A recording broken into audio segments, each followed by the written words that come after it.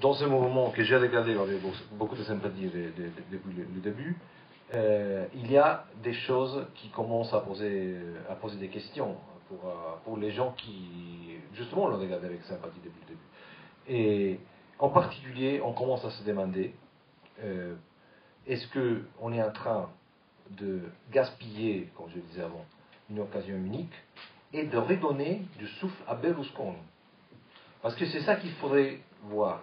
Si à la fin, le résultat de tout ça, après qu'on a eu énormément de possibilités de changer les choses, on se retrouve avec Berlusconi qui regagne des prochaines élections qui seront en juin, ou en juillet, ou même en septembre, parce qu'on n'a pas été capable d'utiliser cette énorme énergie qui pouvait transformer la République italienne et l'Europe après. Parce que moi, ça m'intéresse beaucoup de transformer l'Italie et l'Europe après. Alors là, ça serait une faillite historique, un échec historique. Et je ne comprends pas que dans le mouvement 5 Stelle, dont je comprends beaucoup de la transigence que je vois, mais pas toute la transigence, je ne comprends pas que justement, à un certain moment, on ne se pose pas la question. Est-ce qu'on n'est pas en train de risquer de gaspiller cette possibilité qu'on a? Le jour des élections, je me rappelle que je fais un tweet, ce tweet maintenant c'est très important, surtout pour les journalistes, mais je crois pour tout le monde, où j'ai dit maintenant on a la possibilité, on a la majorité dans le Parlement pour faire passer toutes les lois que Berlusconi n'aurait jamais voulu. C'était mon tweet, c'était ma première réaction à chaud, vraiment après les élections. Eh bien, je vois qu'on est en train de gaspiller cette possibilité. Il bloque le Parlement. Mais, alors là je suis complètement d'accord. Sur la question des commissions parlementaires, sur la question des commissions parlementaires, je crois que le mouvement 5 Stelle a raison. C'est-à-dire que, effectivement, et ça c'est exactement comme tu le disais, je te tutoie parce que c'est exactement comme ça. C'est-à-dire que la formation des commissions parlementaires prévoit toute une série de nominations, président, vice-président, etc., qui sont le contrepoids, on le voit aussi dans le Parlement européen, ça, avec la méthode D'Hondt, c'est ça, en fait. Ce sont des contrepoids, c'est exactement comme tu l'as dit, par rapport à certains postes dans le gouvernement, au sous-gouvernement, etc. Donc, le problème est que les partis ne veulent pas lâcher le morceau là, parce que c'est quelque chose, c'est une partie de leur gestion du pouvoir. Donc là, c'est une lutte que je considère, c'est tout à fait raisonnable de la part des 5 Stelle, et je considère irraisonnable de la part du Partito Democratico de s'opposer à ça. Donc là, je suis d'accord.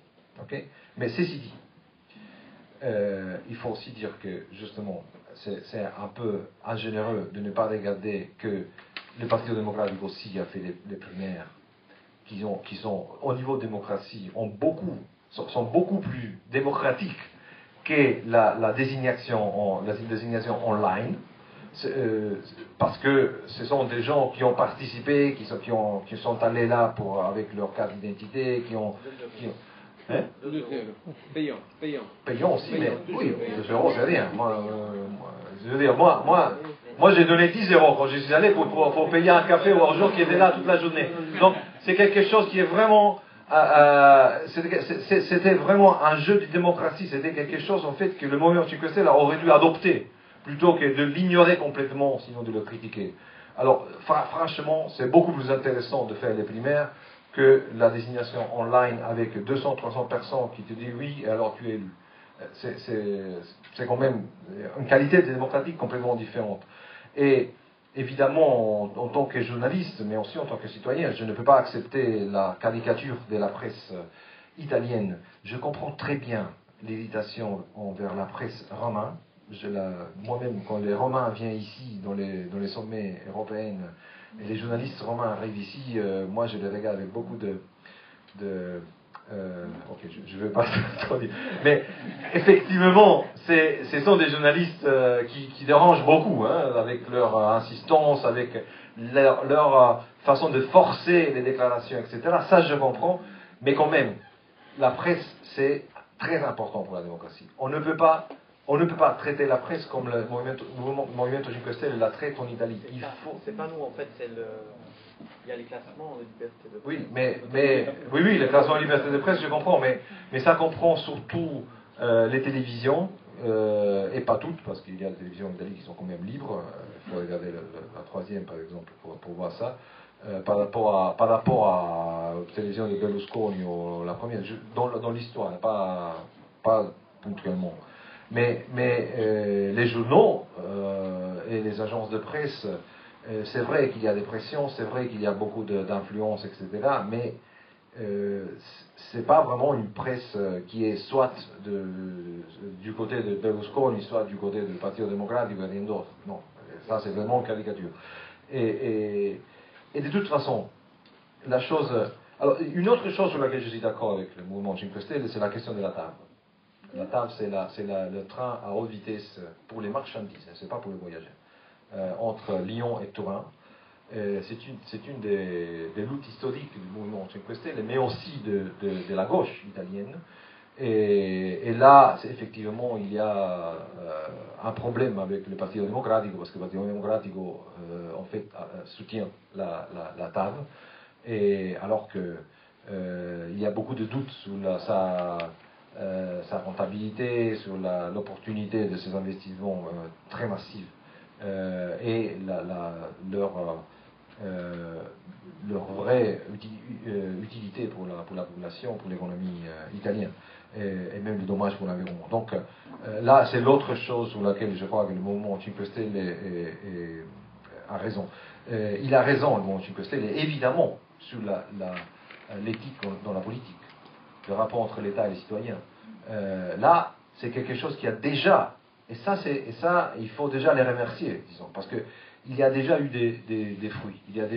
On voit déjà avec l'action notamment de la présidente de la Chambre, par exemple, des députés qui viennent d'être élus, il y a déjà la réduction des salaires tout à fait injustifiables des parlementaires, que ça peut descendre jusqu'aux administrations. Il y a aussi un contrôle. La chose qui me fait rire, c'est que quand il y a eu l'entrée des députés et des sénateurs au Parlement, ils ont tout de suite essayé d'éliminer toute une série de choses qui avant étaient acceptées par tout le monde, comme par exemple la possibilité de prendre des chocolats gratuits dans les bouvettes, on appelle le bar du Parlement, toute une série de petits privilèges un peu stupides, disons, mais qui faisaient partie de la vie, de ce sentiment d'être privilégié des parlementaires. Ils les ont tout de suite éliminés pour éviter d'être critiqués. Donc, c'est un climat qui est intéressant. On est dans cette situation dans laquelle, et Grillo parle souvent de ça, dans laquelle le mouvement 5 Stelle fait un peu la partie des Jacobins pendant la Révolution française. C'est vraiment la force qui poussait les intransigeants, qui poussait vers l'extrême le nettoyage vraiment du monde intérieur de l'ancien régime. C'est le nettoyage intransigeant de l'ancien régime. C'est quelque chose que je vois avec beaucoup d'indulgence comme quelque chose de positif. J'aime beaucoup que finalement ces forces pour le nettoyage soient arrivées au Parlement avec 163 parlementaires. Mais justement, on a 163 parlementaires. Ce sont des gens qui doivent faire la politique parlementaire. C'est vrai que les commissions ne sont pas formées, mais c'est vrai aussi qu'on ne peut pas être intransigeant jusqu'au bout. S'il y a la possibilité d'améliorer la situation par rapport à ce qu'elle était avant, alors ce n'est pas ou tout ce qu'on veut ou rien. C'est mieux d'avoir une amélioration de la situation telle qu'elle était avant, surtout quand on parle des lois pour la société, pour les lois sociales, de la crise économique, etc., que de rester pur et de dire « Ah, nous, on n'a pas accepté un compromis qui n'était pas exactement ce qu'on voulait, et donc, vous voyez, on a perdu, parce que finalement, les choses n'ont pas changé, mais nous, on est resté pur. On s'en fout que vous restez pur. On voudrait changer les choses. » Donc, c'est ça la question qui se pose aujourd'hui. Est-ce que le mouvement 5 Stelle, finalement, avec l'élection du président de la République qui va commencer après-demain, là, il y a la possibilité, finalement, de revenir au discours du gouvernement. Peut-être que Bersani va décider de se mettre de côté. Ça serait peut-être une bonne chose. et que le nouveau président de la République va présenter un nom qui peut être bon aussi pour le mouvement Cinque Stelle, mais voté aussi par le Parti démocratique, j'espère. Et alors là, on aurait finalement la possibilité d'avoir un gouvernement qui commence à passer les lois dont l'Italie a besoin. J'espère que ça soit comme ça, parce que s'il ne sera pas comme ça et qu'on n'arrive pas à résoudre le problème du gouvernement en Italie, le gouvernement qui est épuisé, il ne peut plus continuer, il a fait beaucoup de conneries, maintenant, de toute façon, il a fait quelque chose de bon en Europe en particulier, mais il ne peut plus continuer maintenant. Donc, il faut avoir les conditions parlementaires, mais il faut aussi avoir un gouvernement. J'espère qu'on l'aura, j'espère que dans le gouvernement, il y aura les mouvements Cinque Stelle et la gauche, parce que, comme on le dit aujourd'hui en Italie, Berlusconi c'est imprésentable, et son PDL, mais l'alternative à tout ça est qu'on revient aux élections, et si on revient aux élections, et le centre-gauche, comme le disent les sondages qu'il y a aujourd'hui, parce que il y a des sondages aujourd'hui, et les sondages montrent carrément que le centre-droite serait le premier parti, pour la première coalition, et le mouvement de Grillo perdrait un peu de ses voix, et donc on serait à risque de revoir Berlusconi au gouvernement. Donc si c'est ça le résultat final, alors là, vraiment, je crois que le mouvement Cinque Stelle aurait une responsabilité historique dans cet échec gigantesque.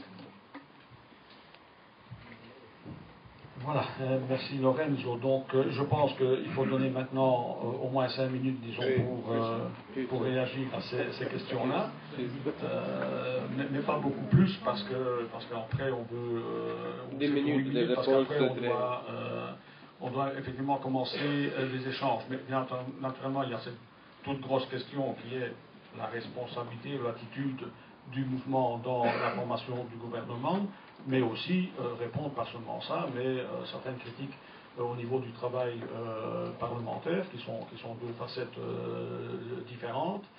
De la rectification concernant, j'ai oublié ça, rectification concernant la force du parti. Alors ça c'est une chose qui est totalement à clair. Là, le mouvement Cinque Stelle a été le premier parti voté en Italie, mais le Parlement est formé aussi des représentants élus à l'étranger. Et si on met ensemble les représentants votés en Italie et les élus à l'étranger, le premier parti, c'est le Partito Democratico et pas le mouvement Cinque Stelle. Donc, dans le Parlement, c'est ça, oui. Mais c'est pour ça que le Partito Democratico a eu le prix de majorité, et donc il est le premier parti. Parce qu'ils se sont coalisés, ils ont fait une coalition. Oui, mais c'est le premier parti, et c'est pour ça que c'est au Partito Democratico qu'on a proposé le gouvernement. C'est la coalition, les chiffres, je pense, le monde, c'est la coalition qui les a amenés comme première force. Et alors... Juste pour dire que, juste un truc sémantique, coalition, c'est pas un vilain mot, hein, je veux dire, c'est pas un mot grossier. Coalition, ça veut dire grandir ensemble. Non, je dis simplement. Donc la question de la participation à la formation d'un gouvernement et aussi le travail parlementaire, je pense qu'il ne faut pas négliger, on a beaucoup insisté sur l'un, mais il faut revenir sur le travail parlementaire, où vous dites qu'il y a des blocages par contre sur l'autre bord. Et l'autre question, je dirais, qui a été posée de manière, je pense, assez directe, c'est effectivement, je dirais, l'orientation politique. Alors, on sait que vous vous déclarez comme n'étant ni de gauche ni de droite. D'un autre côté, vous dites que le programme ou le manifeste, pour les gens qui le connaissent, de l'Altersemite, il y a quand même une couleur assez marquée, il n'est pas ni de gauche ni de droite.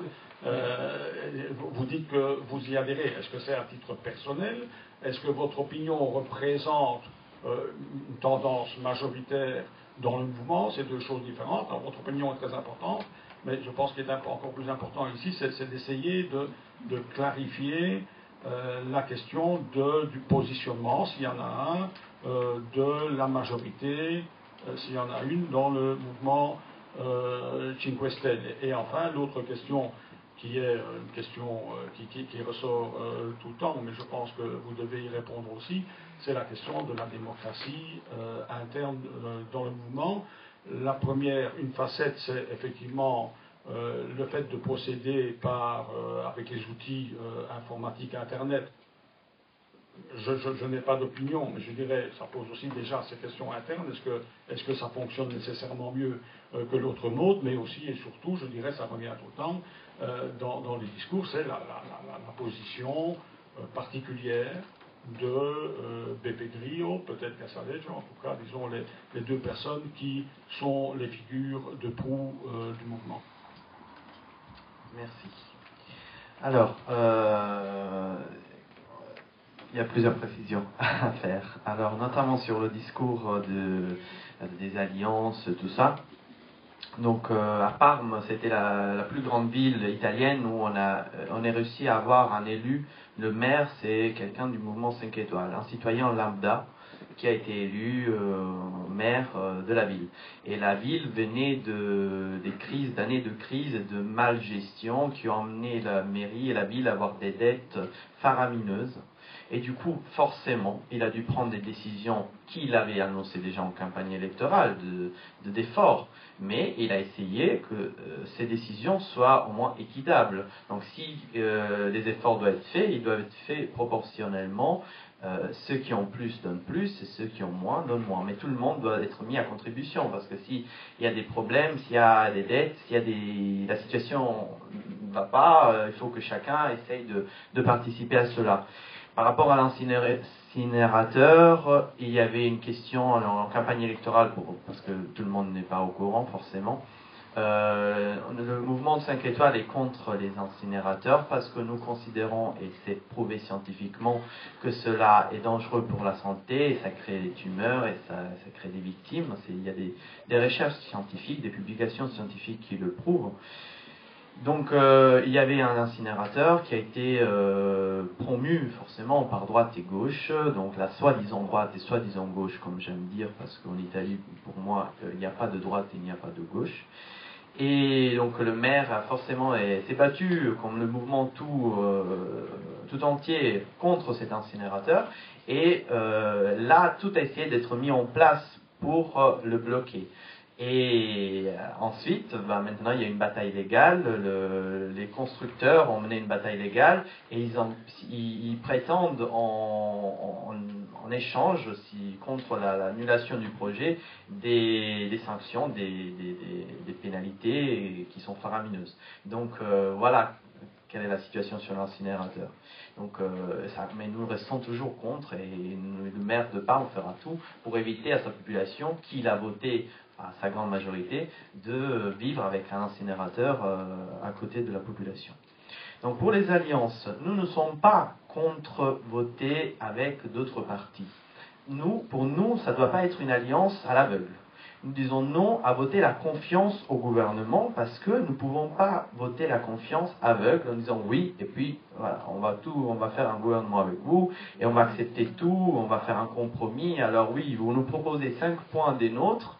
Après, par contre, tout le reste, c'est tout le contraire de ce que nous disons, les missions militaires à l'étranger, la guerre en Afghanistan, les coupes budgétaires et tout ça, et nous, on doit être content pour ça? Non. Pour moi, c'est pas être intransigeant, c'est être cohérent.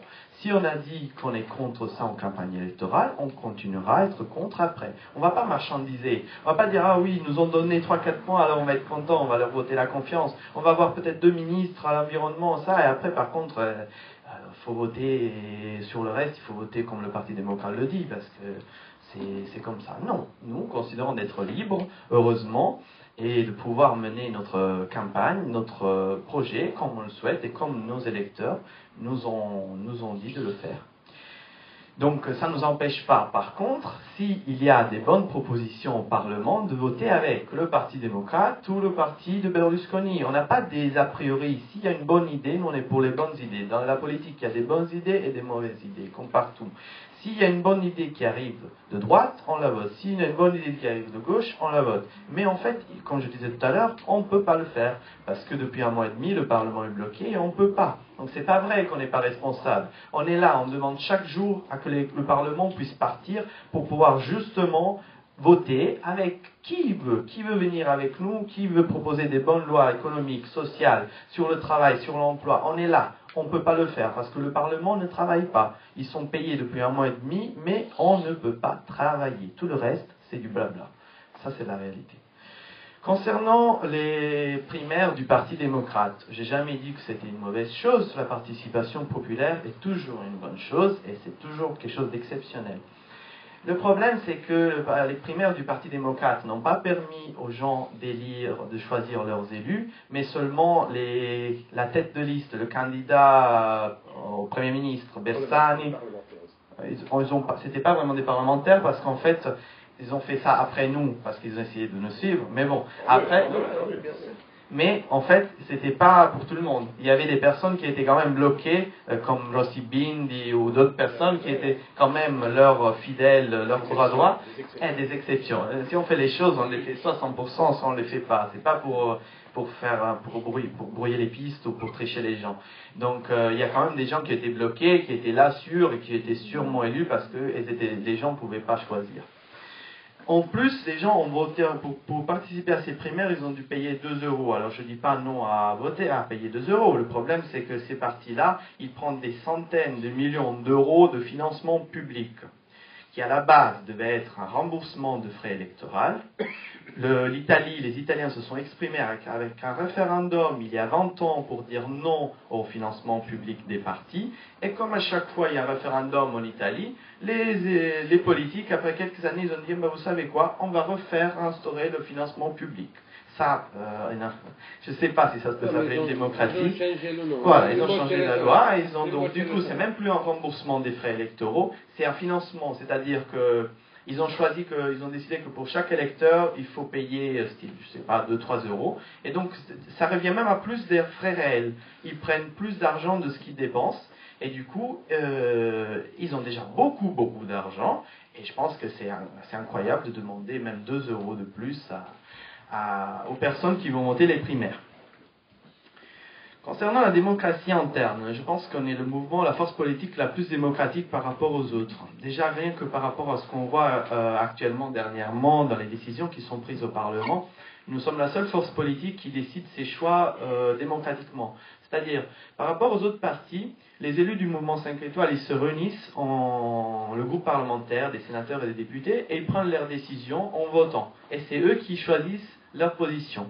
Les autres partis, il y a le président du parti, il dit aux parlementaires, sur le président de la République, il faut voter comme ça, sur cette loi-là, il faut voter comme ça, et tous les autres suivent. Alors je pense qu'il y a une belle différence, et s'il y a une démocratie interne, elle est dans le mouvement 5 étoiles, et je ne la vois pas ailleurs. Le rôle de Grillo est l'inspirateur du mouvement 5 étoiles, c'est celui qui l'a créé. Après, comme je disais, c'est les élus qui prennent leurs décisions, et quoi qu'ils disent la presse, etc. Après, c'est dans les faits, on le voit dans les décisions du mouvement, on le voit comme il est aussi, comme il est varié et comme il est différent dans ses élus, qu'il y a des personnes qui viennent de tous bords, justement, parce que nous, on est un mouvement citoyen. C'est pour ça qu'on se dit ni de droite ni de gauche, parce que on est un mouvement citoyen. Nous, on veut que les citoyens se réapproprient de la vie politique. Et quand il dit Grillo 100%, c'est pas qu'il veut devenir le dictateur, le populiste et tout ça. C'est parce qu'il veut que 100% des citoyens se réapproprient des institutions. Et 100% des citoyens réentrent dans les institutions. Parce qu'aujourd'hui, il y a 25% d'élus qui sont des citoyens qui sont rentrés au Parlement. Et ça, c'est quelque chose de novateur et de historique et de révolutionnaire qui n'est, je pense, arrivé nulle part ailleurs. Concernant le programme, alors oui, il y a des points qui sont manquants, c'est normal. En plus, les élections anticipées n'ont pas aidé la chose parce qu'on avait prévu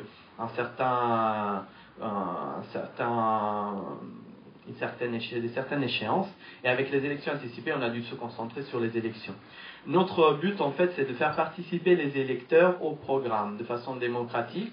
Donc, ça s'appelle démocratie liquide. C'est un peu ce qu'ils font les partis pirates en Allemagne et dans les autres pays, avec des plateformes comme Liquid Feedback, etc. C'est des plateformes en ligne qui permettent aux citoyens de participer directement sur le programme, donner leurs contributions, modifier les propositions, participer aux propositions de loi, etc., etc. Donc, encore une fois, on met le citoyen au centre, on veut vraiment c'est un mouvement, le nôtre, qui est hyper démocrate. Vraiment, on se concentre sur la démocratie, on considère que la démocratie, c'est la chose la plus importante qu'il y a. Concernant le discours sur Berlusconi, alors attention, parce que sinon, c'est Berlusconi qui va revenir et on va gaspiller cette occasion, après ça pourrait être votre faute, etc., etc. S'il y a un responsable, des responsables qui sont responsables justement de cet état de fait en Italie et le fait que Berlusconi soit encore là, c'est justement le Parti démocrate qui s'est défini la gauche en Italie et qui n'a rien à voir avec la gauche européenne. Parce que, et il y a des vidéos sur Internet que les personnes intéressées peuvent aller voir, eux-mêmes, les dirigeants du Parti démocrate, une fois dans le Parlement, il y en a un qui a avoué qu'ils n'avaient rien fait, ils avaient garanti à Berlusconi qu'ils n'auraient pas touché ses télés, qu'il n'aurait pas eu une loi sur le conflit d'intérêts, et du coup ils ont été complices. Donc je ne veux pas croire à leur bonne foi. Moi je ne peux pas y croire, parce qu'ils l'ont avoué. Donc s'il est encore là, c'est parce qu'ils n'ont pas fait de loi qui puisse l'empêcher d'être élu. Parce qu'en fait, il y a même une loi qui empêche qu'il soit élu, parce qu'il est concessionnaire public. Et les concessionnaires publics, comme il a la télé, il ne pourrait pas être élu. Mais ils n'ont jamais voté son inéligibilité. Donc ils ont fait que s'accorder avec lui pendant des années. Donc c'est eux qui sont la vraie cause de son existence politique encore, c'est la connivence de la gauche, la complicité de la soi-disant gauche. Pour la presse... Excuse-moi, mais tu ne réponds pas à la question. Une chose est que le Parti démocratique est responsable et co-responsable du fait que Berlusconi soit là, qu'ils n'ont jamais fait la loi d'intérêt. Ça c'est vrai, et tu as raison. Mais à quoi nous amène ça? Si aujourd'hui on a la possibilité d'éviter Berlusconi, de faire que Berlusconi prend finalement sa méritée pension à la retraite, qu'il aille à la retraite finalement, et que par contre on n'arrive pas à le faire parce qu'il va gagner les prochaines élections, parce qu'on n'a pas réussi à mettre ensemble le voix qui pouvait faire les lois contre lesquelles il s'est battu toute sa vie. Qu'est-ce qu'on a gagné? Le fait de savoir que c'est la faute du Parti démocratique aussi, s'il était encore là jusqu'à hier, n'excuse pas le Movimento 5 Stelle si on n'arrive pas à le faire partir finalement, parce qu'on ne se met pas d'accord. Nous on vote pour son inéligibilité, on l'a dit, mais le Parti démocrate ne le fera pas. Donc c'est pour ça qu'il sera élu encore une fois. Mais le problème est le gouvernement qu'on va faire. Est-ce qu'il n'y a pas la possibilité de continuer le travail parlementaire et de régler ces questions-là? J'ai compris que c'était possible. Si, tant qu'il Donc, le blocage, il y a quelque chose qui m'échappe un tout petit peu. S'il n'y aura pas de gouvernement, il y aura de nouvelles élections. Tôt ou tard, en juin ou en juillet, il y aura de nouvelles élections. Et s'il y a de nouvelles élections, dans ces conditions-là, il y a le forte risque que Berlusconi gagne ces élections. On a bien entendu ça, mais par contre, sur la question où moi j'ai raté une marche, où je ne comprends pas quelque chose, sur la question législative, le travail peut se poursuivre sans problème, où j'ai mal compris. Oui, mais il bloque. Voilà. Donc si vous pouvez alors peut-être aussi terminer sur ces questions-là rapidement, parce qu'alors il faut commencer le dialogue. Donc pour finir, nous on est contre le discours de le moins pire, comme vous avez pu le comprendre. Le moins pire, c'est ce qu'on a fait pendant des années. On a toujours voté le moins pire, parce que il fallait se fermer le nez et voter pour ce qui était le moins pire. Mais on a toujours fait et on a vu que ça marchait pas. Par contre, on est toujours d'accord pour voter ce qui est bon, ce qui est pas bon, ce qui est bon ensemble avec les autres partis. C'est ce qui se passe en Sicile, où le mouvement 5 étoiles est allié au cas par cas pour les bonnes lois. Il n'est pas allié de façon aveugle et indéfinitive. Concernant le président de la République, prochainement, comme mon collègue le rappelait, il va y avoir les élections pour le président de la République. En Italie, il est voté par les élus, c'est le Parlement qui le vote. Alors nous, aujourd'hui, Beppe Grillo, il a fait un appel sur son blog. Il a dit, on a fait encore une fois, on a fait choisir les citoyens qui était notre candidat, contrairement à Berlusconi et Bersani. Bersani, c'est le Parti démocrate. Ils se sont rencontrés la semaine dernière en tête-à-tête dans une réunion fermée aux caméras et aux journalistes, où ils ont négocié un peu, ils ont vu qui pouvait être leur candidat, alors qu'ils sont censés être opposés. Et nous, par contre, on fait élire nos citoyens, les citoyens italiens. Ils ont pu aller sur le site du Mont 5 étoiles et proposer leur candidat à la présidence de la République. On a fait ces élections et aujourd'hui il y a eu le résultat. Et c'est une journaliste, une femme, journaliste d'enquête, je pense une des 3 meilleures journalistes italiens reconnus par tout le monde, qui est notre candidate à la présidence de la République. Elle sera votée par nos élus du mouvement 5 étoiles au Parlement. Alors Grillo et nous on dit à Bersani, au Parti démocrate, votez cette personne comme présidente de la République. Eux, ils sont les premiers à dire que c'était une bonne personne, parce que quand ils ont parlé il y a 2-3 semaines de faire le gouvernement, elle était parmi les personnes qui pouvaient être les ministres de son gouvernement à Bersani. Donc pourquoi aujourd'hui elle serait négative? Si jusqu'à hier elle pouvait faire leur ministre, je pense qu'aujourd'hui ils seraient d'accord à qu'elle soit une bonne présidente de la République, quelqu'un qui est incorruptible et qui s'est battu pour la bonne politique depuis des années. Donc, on a dit, et Grillo aujourd'hui sur son blog a dit, votez pour Gabanelli, c'est le nom de la journaliste, et après, on peut, forcément, ça pourrait être que le début d'une bonne collaboration. Alors, on va voir, mais moi, j'ai mes doutes qu'ils le fassent. Ils ont proposé déjà depuis quelques jours leur nom, et c'est toujours les vieux personnages de la politique qui sont dans la politique depuis 30-40 ans, et impopulaires, et qui font partie de leur parti. C'est des personnes fidèles qu'ils ont besoin de mettre là pour être sûrs, tranquilles et qui ne sont pas dérangeantes. Du système. Donc voilà, personne du système. Donc voilà, finalement, je ne pense pas que ça soit... On ne peut pas dire simplement c'est notre faute si on a réussi le Berlusconi revient. Je disais déjà tout à l'heure.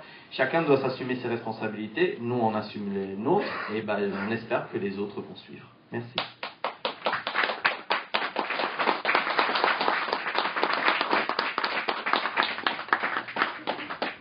Bien, on a un tout petit peu débordé sur la première heure. Oui, excusez, mais je pense qu'il y avait beaucoup de matière. Je ne doute pas aussi qu'il y aurait des envies de réagir, mais je pense qu'il y aura l'occasion, en répondant, en réagissant de ce qui va venir de chez vous maintenant. Je propose de prendre 2-3 interventions ou questions. Si vous faites des interventions, essayez d'être assez concis, parce qu'il y aura certainement pas mal de prises de parole. Vous êtes première. On va fonctionner sans micro, ça peut fonctionner. On essaie. Ok, on va essayer comme ça, et s'il faut, on va... Donc, 1, 2, 3e personne, et puis on va reprendre un 2e tour. Si vous voulez, vous prenez le micro. Non, je crois que ça va, tout le monde m'entend. Oui, Parlez assez haut quand même. J'arrive pas. Oui, d'accord. Prenez ça, s'il vous plaît. Ça marche? Faites attention au câble.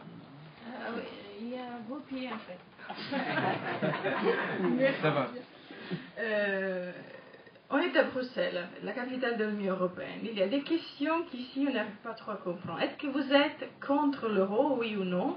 Et en fait, je voudrais savoir quelque chose un peu sur votre idée de l'Union européenne. Il y a eu une interview à Grillo, je crois que c'est la seule qu'il a acceptée par un journaliste italien, où il dit qu'il veut discuter tous les traités, depuis Maastricht, tout ce qu'on a fait en Europe, traité par traité, tout discuter. Donc j'imagine qu'il arrive au Conseil européen, il va commencer, je ne sais pas en fait. Donc je voudrais savoir plus ce que vous dites, en fait, c'est vrai en partie au moins. Ce qu'on lit sur le journal, c'est pas toujours vrai. Donc si toi, en fait, on sait tout ça, c'est vrai, nous expliquer un peu mieux, s'il te plaît. Une personne? Moi, j'ai pas besoin de micro. Je suis vraiment stupéfait qu'il y ait un maire qui soit un simple citoyen. Ça, je trouve ça. Super, félicitations, vraiment. Et donc, je trouve que le système Internet qui permet aux citoyens de faire les lois, un peu comme en Islande, ça c'est excellent. C'est vraiment là. Il existe un génie mouvant dans la population au niveau législatif qui est incroyable. Et maintenant, on a la possibilité de l'utiliser. Enfin, on a la technologie, c'est excellent.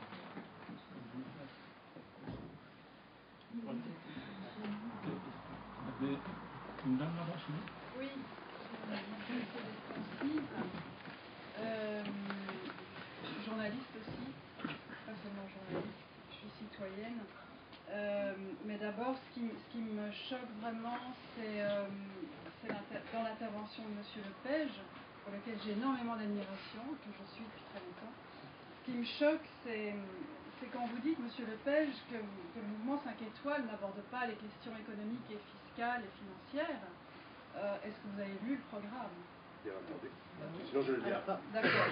Alors, sur 20 points, il y a quand même 12 points qui traitent des questions économiques, fiscales et financières, à commencer par le revenu de citoyenneté, par les mesures immédiates. Enfin, je veux dire, il y a 12 points. Donc, c'est beaucoup pour un programme qui se veut citoyen et qui aborde quand même la question citoyenne d'un point de vue très pragmatique et très financier, très économique. Ensuite, je voudrais parler de cette responsabilité qu'on essaye de faire peser comme ça sur les épaules du mouvement 5 étoiles, d'une défaite prochaine, soi-disant. Bon, alors la gauche, il faudrait quand même se poser la question de ce que c'est la gauche aujourd'hui, que ce soit en Italie, que ce soit en Europe, parce que l'intervenant du mouvement part d'une gauche européenne qui est peut-être meilleure que la gauche italienne, mais là je voudrais quand même souligner que les Italiens sont très très autocritiques, parce que la gauche européenne aujourd'hui, regardez les films de Pierre Carl en France, les nouveaux chiens de garde, la gauche française, elle est responsable aussi de beaucoup de choses qui se passent regrettables et de cette déliquescence de la gauche. Il n'y a plus d'idéologie. Monsieur Lepage pose la question de l'idéologie du mouvement 5 étoiles et moi je trouve admirable qu'on revienne à des questions précises et à des questions pragmatiques, parce que l'idéologie, on le voit bien aujourd'hui partout en Europe, l'idéologie, elle nous fout tous dans la merde quelque part. Il y a plus de gauche. La droite, j'en parle même pas, mais il n'y a plus de gauche. Donc revenons à des choses qui concernent vraiment le peuple et qui concernent vraiment le citoyen. Parce que cette espèce de gauche comme ça, idéale, elle n'existe plus. A-t-elle un jour existé? J'en doute. Parce que même Danielle Mitterrand le dit dans ses écrits. Elle dit François Mitterrand n'a pas pu faire une politique de gauche. Elle l'écrit noir sur blanc. Donc la gauche, qu'est-ce qu'il en a été de la gauche depuis qu'elle existe et qu'en est-il de la gauche aujourd'hui? C'est une question cruciale et importante, mais le mouvement 5 Stelle répond à cette question de façon très précise. Alors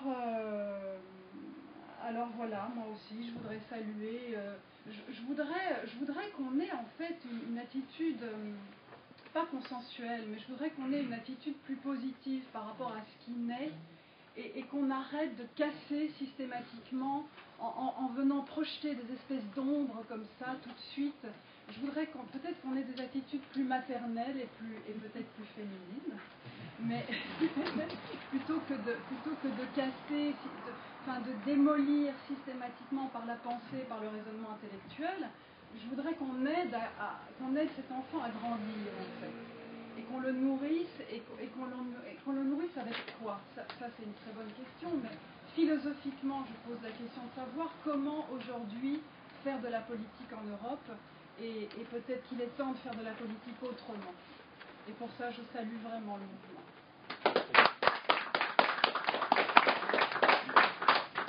Vous avez dit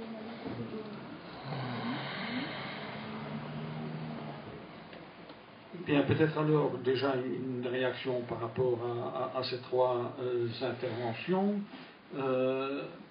Mais avant de passer la parole, je pense qu'il y avait surtout l'Europe où devait y avoir une réaction. Après avoir parlé, je reprendrai le micro au nom d'Attaque en tous les cas sur ce sujet-là, et bien sûr à Hugues également après. Merci. Alors, concernant l'Europe, on a aussi beaucoup dit en Italie qu'on était anti-européen, qu'on était anti-européen, voilà, parce que surtout parce que sur notre position sur l'euro, en fait, la position sur l'euro, c'est de faire choisir aux personnes avec un référendum si on reste ou pas dans la zone euro. Pourquoi ? Parce que, comme j'ai dit tout à l'heure, à chaque fois qu'on a eu un référendum en Italie, il n'a pas été respecté. Sur le nucléaire, on avait dit non au nucléaire, et il y a quelques années, ils voulaient remettre le nucléaire. On a dû faire un nouveau référendum pour dire la même chose sur le financement public aux partis, etc., etc. Donc, comme on considère que la démocratie c'est très important, et le citoyen, la démocratie ça veut dire que c'est le citoyen qui doit décider, on considère que c'est, comme il n'y a pas eu en France, il y a eu le référendum. Dans d'autres pays, il y a eu le référendum. En Italie, on n'a pas eu le référendum. Donc pourquoi on considère que c'est les citoyens qui doivent choisir, et c'est pour ça qu'on dit référendum. Ça ne veut pas dire qu'on est anti-européen. Au contraire, on est très européen. Moi, personnellement, je suis europhile à 100%. Donc, un europhile comme moi ne serait pas retrouvé dans un mouvement anti-européen. Donc, c'est bien la preuve qu'on n'est pas anti-européen. Et Grill aussi, il a plusieurs fois donné des interviews, notamment Euronews, dont il est un passionné spectateur et qu'il apprécie beaucoup. Donc, ça montre déjà quelque chose. Qu'on est pour une autre type d'Europe, on est pour plus d'Europe, pas pour moins d'Europe. On est pour l'Europe comme l'ont pensé Schuman et Spinelli, pas l'Europe des banques, pas l'Europe de la finance, pas l'Europe des chefs d'État qui décident, mais pour plus d'Europe. Donc je pense que c'est pas un tabou, on peut être pour un autre type d'Europe, on n'est pas obligé de dire oui à cette Europe, sinon on est anti-européen.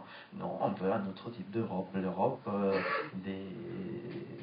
des peuples, l'Europe sociale, l'Europe qui soit uniforme, non pas au niveau de l'euro, mais au niveau des standards sociaux, des droits des personnes. Et voilà. Donc voilà notre position sur l'Europe. Merci. Sur cette question-là, pour rester dans la continuité, on va passer le micro à Hugues. Moi, je dois quand même, les personnes qui viennent de temps en temps connaissent un peu les positions d'attaque, et je dirais, pour vous répondre aussi, je dirais l'attaque est, par rapport à la construction actuelle, par rapport au traité actuel, est extrêmement critique. Hein, voilà. Donc ça, je pense qu'on doit le dire aussi. Ça ne veut pas dire qu'on est anti-européen, ça veut dire que c'est un vrai sujet de préoccupation. L'autre question aussi, pour rester sur question plus précise de l'euro, pour en avoir débattu déjà un peu quelques années et en voyant l'évolution de la situation politique, économique en Europe et entre les différents pays, je peux vous dire que dans le mouvement Attaque, aujourd'hui, il n'y a plus de consensus non plus sur la pertinence d'avoir un euro, dans quel périmètre. Des attaques en Espagne, par exemple, ils n'ont pas, au niveau par exemple du Conseil scientifique, juste pour vous dire de l'attaque Espagne, se sont prononcés pour la sortie de l'euro, de l'Espagne de l'euro. Et il y a des réflexions qui vont dans le même sens. Je dirais, on a aussi une position très critique par rapport à l'euro.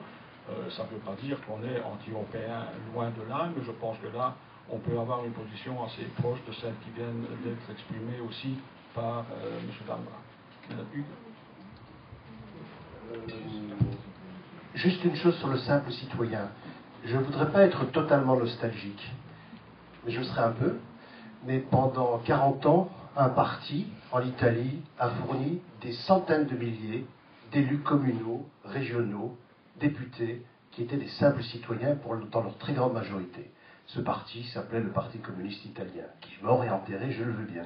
Mais les Cinque Stelle, là, n'ont rien inventé. Tant mieux s'ils le font, mais je veux dire qu'il ne faut pas oublier ça. Il y a une tradition, et même aujourd'hui, dans la déliquescence politique générale, si vous vous baladez en Italie, si vous vivez en Italie, il y a encore des simples citoyens qui s'impliquent dans la politique au sens traditionnel du terme, avec honneur, avec respect, et qui méritent le respect. Je veux dire, il ne suffit pas, on ne doit pas absolument être passé par le net pour avoir le respect et un respect démocratique aujourd'hui.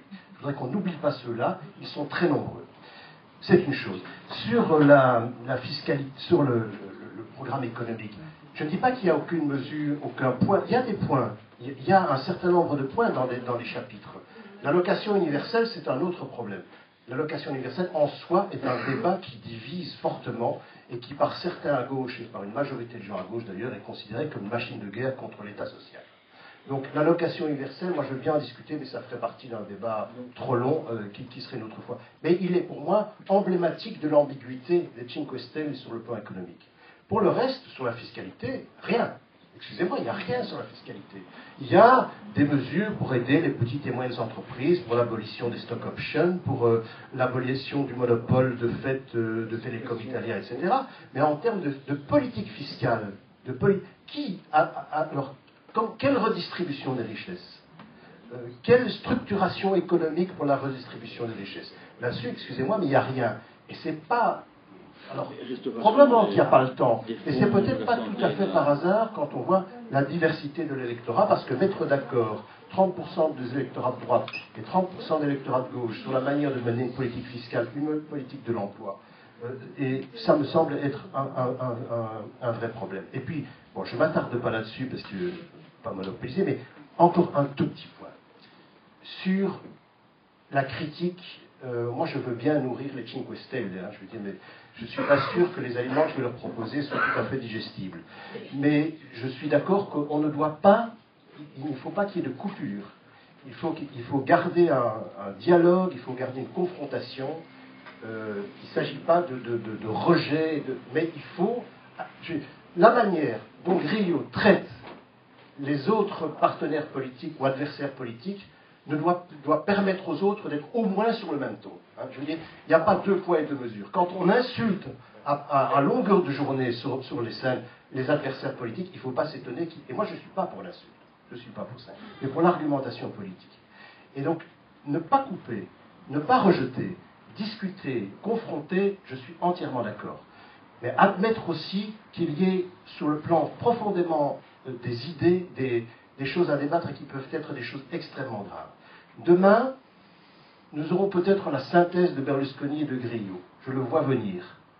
Je le vois venir, il est là. Il a un nom. Il s'appelle Matteo Renzi. Il a déjà réglé la question. Il prendra et du Grillo et du Berlusconi. Et ce sera lui, demain, le Premier ministre de l'Italie dans 6 mois. Vous pensez ça? Je pense. Ils vont l'éliminer. Je vais passer d'abord sur l'euro et l'Europe, le micro, et puis je reviendrai quand même à cette question de comment on peut faire un programme, je dirais, économique et sur les questions qui ont été rappelées par Hugues, avec un électorat disparate. J'avais posé la question de savoir si la position exprimée par rapport au manifeste pouvait, si c'est possible de se prononcer, représenter un petit peu l'opinion moyenne de ce mouvement qui est assez multiple. Donc on va revenir avec cette question-là tout de suite. Oui, sur l'Europe, je voulais dire quelque chose, parce que je crois que la question des liens, c'est très, très importante. J'avais dit avant, comme ça en passant, j'espère que ce mouvement arrive vraiment à changer l'Italie, mais il ne pourra pas le faire tout seul. Il faudra qu'il le fasse avec des forces qui sont déjà là et qui veulent aussi changer l'Italie. Et j'espère que ça permettra après de venir changer l'Europe. Alors moi, je suis là depuis 22 ans. J'ai vu l'Europe de Delors se construire, et j'ai vu l'Europe de Delors être petit à petit déconstruit, mais vraiment, c'est parce que c'est morceau par morceau, par cette commission, par ce Conseil européen, par ces gouvernements qui sont aujourd'hui en Europe, par l'Eurogroupe, par la Troïka, surtout la Troïka. Ils ont détruit la démocratie européenne. Ils ont fait des choses totalement inacceptables du point de vue démocratique et aussi du point de vue économique, parce que puisqu'ils se trompent, mais ils ne sont pas responsables des erreurs qu'ils font envers personne, personne ne peut leur demander le compte pour les erreurs qu'ils font, et ils continuent à faire les erreurs. Et bien, on a besoin d'un mouvement comme le Cinque Stelle qui est capable de tout révolutionner en Europe aujourd'hui pour sortir de cette crise. On a besoin de ce mouvement. Et pour garder la démocratie et pour garder l'Union européenne. Parce que le problème est qu'aujourd'hui, si je devais voter sur l'euro et sur l'Union européenne telle qu'elle est aujourd'hui, même moi j'aurais des problèmes parce que je ne peux pas accepter la façon dans laquelle on est en train de détruire cette Europe, l'Europe que j'ai aimée, que j'ai vu construire par Jacques Delors, et la façon dans laquelle on est en train de gérer l'économie à partir de principes qui ne tiennent en aucun compte le welfare state, dans le bien-être des gens, les services sociaux, la nécessité pour les gens de continuer à vivre dans une situation décente, le travail et tout ça, parce qu'on a des autres priorités. Eh bien, là, il faut vraiment une révolution. Il faut une révolution évidemment pacifique, mais je crois que le mouvement 5 Stelle a un petit problème. C'est-à-dire que la pédagogie de l'Europe dans le mouvement 5 Stelle est aujourd'hui encore très très pauvre. Très très pauvre. Il y a peut-être... Qu'est-ce que vous pouvez vous apporter à ça? Ah, moi je ne sais pas, si vous me demandez de parler avec les gens de mouvement 5 Stelle pour faire la pédagogie européenne, je suis prêt. Mais c'est vraiment... Je constate qu'au niveau des élus, au niveau même des militants, des personnes qui sont vraiment engagées dans le mouvement 5 Stelle, il y a une très pauvre culture de l'Europe. Ils ne savent pas très bien ce que c'est, comment ça marche, etc. J'ai entendu des affirmations des gens responsables, même assez surprenantes, parce que ça dénotait une grande ignorance vraiment de comment ça marche. Mais je crois qu'il faudra en parler. J'espère qu'ils vont faire la pédagogie européenne en vue des élections européennes qu'il y aura d'ici un an, parce que là, ça serait nécessaire. Et en plus, une des très peu de choses positives qui ont été produites dans les dernières 2-3 ans au niveau européen, c'est cette histoire de pouvoir désigner le président de la Commission européenne dans les élections européennes par les partis politiques. Parce que là, on aura finalement, peut-être, j'espère, un débat européen sur les problèmes européens. Et là, le mouvement de Grillo devra se prononcer sur toute une série de choses. Et donc, peut-être on va étoffer ce programme qui a des problèmes, effectivement, des trous énormes dans la partie sociale et économique. Pour terminer votre conversation, je dis... C'est très court. Très court. Je dis juste ce que je pense. Les trous économiques d'un jeune mouvement inexpérient, on peut le comprendre. On ne peut pas comprendre les trous qu'ils ont créés les professionnels de la politique depuis longtemps. Voilà, ça c'est inacceptable. Ça c'est ce que je pense. Alors, avant de juste passer le micro, afin que je le prends, j'en profite pour glisser quand même quelques paroles. C'est un point de vue, et on n'est pas sûr de partager celui-là en tous les cas. Ça c'est une chose. Et la dernière chose, donc par rapport à, effectivement, donc, quel discours on doit avoir par rapport à l'Europe, j'ai essayé d'exprimer tout à l'heure, je dirais, bon, un mouvement comme ATTAC a fort travaillé sur la question européenne.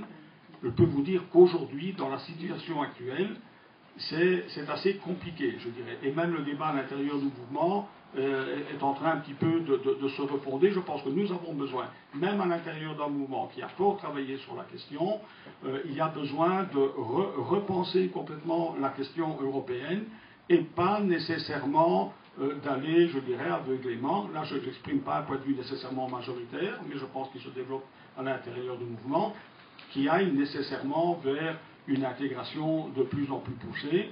Ça n'est pas automatiquement nécessairement une bonne idée. Ça peut être aussi une fausse bonne idée. Je pense que ça mérite un débat et qu'on ne doit pas avoir honte de ne pas avoir un discours achevé et complet. Je pense qu'il y a une nécessité d'ouvrir réellement un débat aujourd'hui, que la question est réellement compliquée, surtout dans la situation dans laquelle nous nous trouvons pour le moment.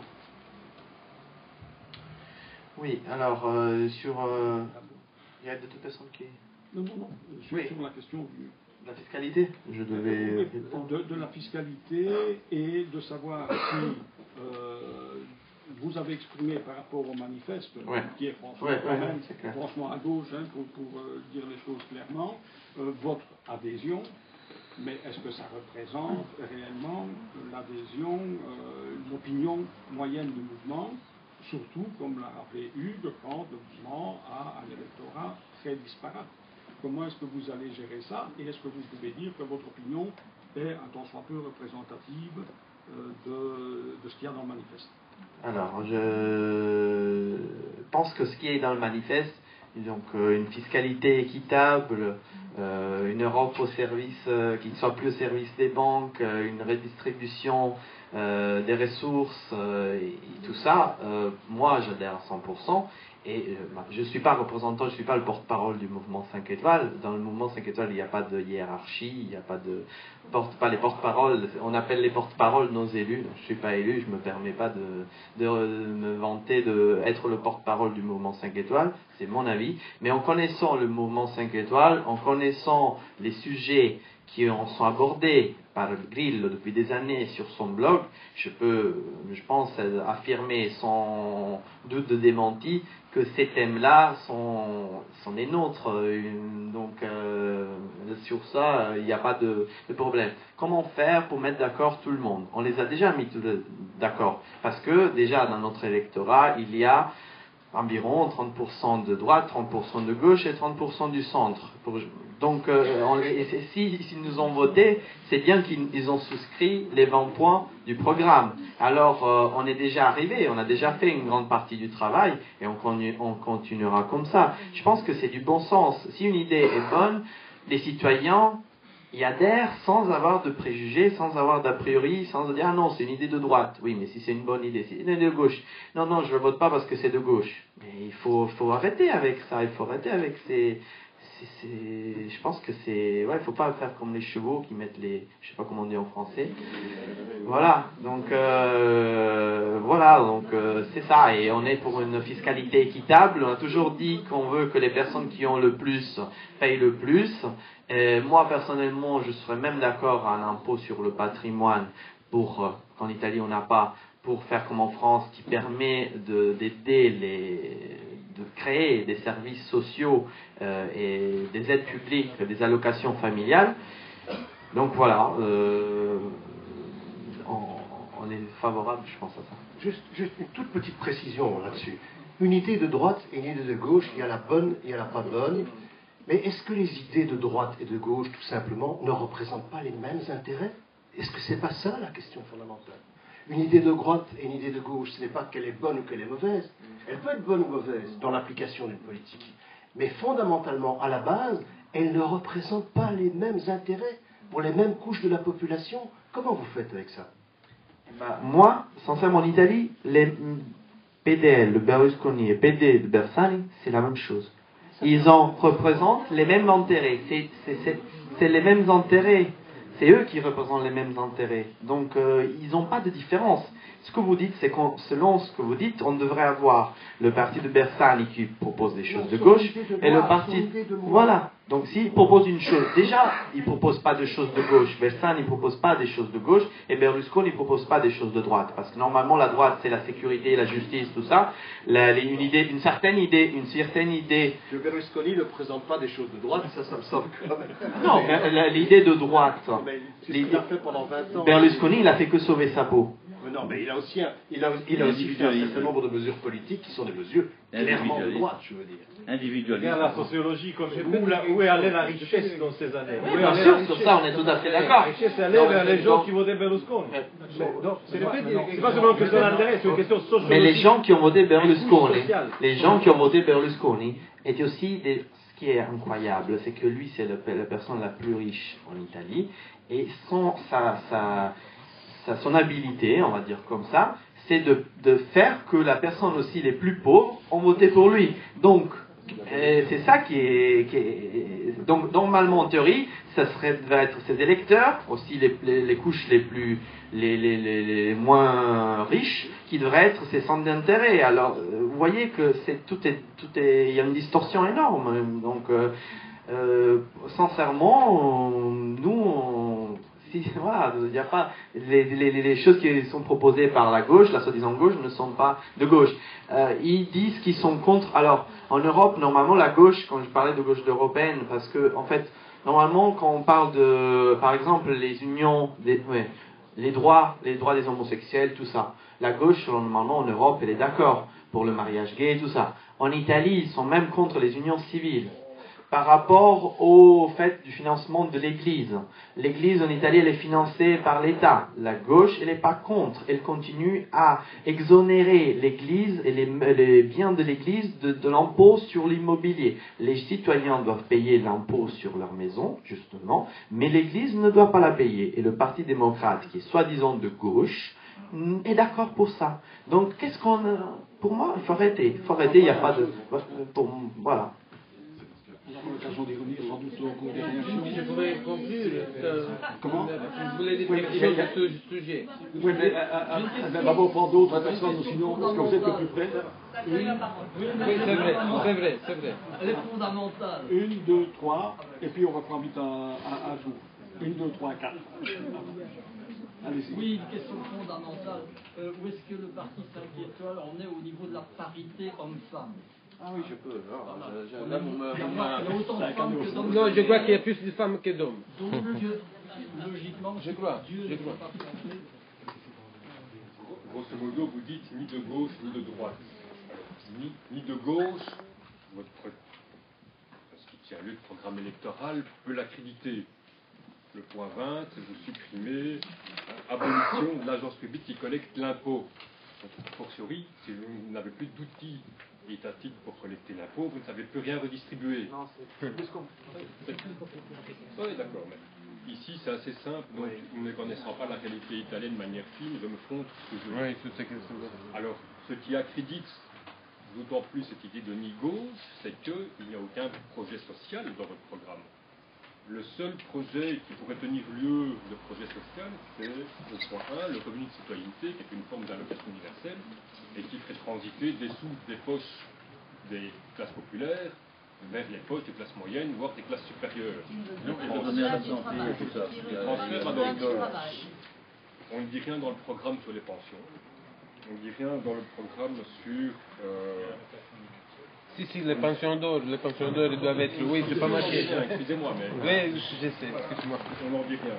Sur le logement, la santé, sur les écoles. On ne dit pas grand-chose. Alors... par contre, on parle d'abolition d'impôts. Par contre, donc on supprime l'outil étatique de collecte d'impôts et on supprime des impôts. Donc, et voilà, il n'y a pas de projet clair, en tout cas sur la démocratie sociale identifiable. Donc le volet ni gauche, je l'entends très bien dans la petite présentation. Alors quand vous dites ni droite, en creux, puisqu'il n'y a pas de projet à gauche, il ne peut pas être ailleurs qu'à droite. Et donc après les moments où on supprime des impôts, on supprime l'outil étatique de collecte d'impôts et qu'il n'y a pas un programme de gauche affirmé, forcément on ne peut mener qu'une politique à droite. Ça c'était pour le volet démocratie sociale, parce que vous avez dit, moi ma position est, mais à la limite, comme auditeur, votre position importe peu, parce que vous êtes ici pour expliciter la position du mouvement 5 étoiles. Et donc votre position est en contradiction flagrante avec le texte qui est présenté ici, en tout cas de ce qu'on peut en lire, sommairement présenté. Alors sur le volet de la démocratie politique, je trouve que votre position et l'émergence et le développement de votre mouvement se font sur un antipolitisme qui va même plus loin et qui est une position à l'encontre des partis politiques qu'on pourrait considérer comme traditionnels. Et vous prenez une espèce de démocratie directe entre votre formation politique, en tout cas vos leaders, et la population. Donc en décrédibilisant soit les partis politiques, soit on a l'impression que ça va même au-delà des formations politiques, mais des corps intermédiaires de manière plus large, que vous parlez aussi de la suppression des provinces, alors vous ne dites rien sur les syndicats et sur le monde associatif, etc. Et donc, quelle est votre position, enfin, à vous personnellement, parce que ça importe très peu finalement, mais la position du mouvement sur ces corps intermédiaires qui sont au fondement de la vie démocratique. Et donc là, je ne vois pas très bien ce qu'il en est. Et donc, cette position, on dit finalement, on balaye d'une traite comme ça la démocratie représentative. Alors c'est contradictoire parce que vous vous présentez aux élections, vous faites un quart des sièges. Cette espèce de communion qu'on lit en creux entre les deux, entre certains hommes politiques, parce que vous êtes devenus des hommes politiques pour les élus, je veux dire, vous êtes parlementaires, donc des professionnels de la politique comme d'autres. Et donc voilà, ça interroge quand même fondamentalement la question de la démocratie politique, d'autant plus quand j'entends dans le discours que vous tenez que vous souhaitez finalement une confusion des pouvoirs entre l'exécutif et le législatif. Parce que personne ne l'a souligné, mais quand vous dites que vous refusez finalement tout système de coalition, que c'est au Parlement amener la barque à la place de l'exécutif, ben, il y a une confusion des pouvoirs. Et donc là, ça interroge la Il n'y a pas pour le moment au gouvernement, il n'y a pas de gouvernement. C'est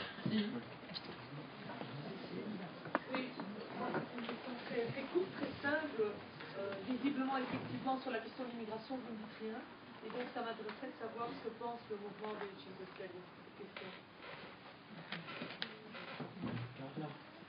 Mais ce que je voulais, la plupart des choses que je voulais dire a déjà été dit par monsieur. Moi, je voudrais quand même, j'ai quand même le sentiment que votre mouvement ne connaît pas, il ne sait pas ce que c'est la gauche. La gauche, ce n'est pas le Parti démocratique. La gauche, mais non, mais alors, peut-être en Italie actuellement, maintenant, mais l'idéologie que vous refusez, ces idéologies que vous refusez, l'idéologie des gauches a existé, quelque part, ne fût-ce que par écrit. Donc, c'est pas parce que ça a existé qu'il faut dire que ça n'existera jamais et c'est mauvais et nous, on ne veut pas en entendre parler.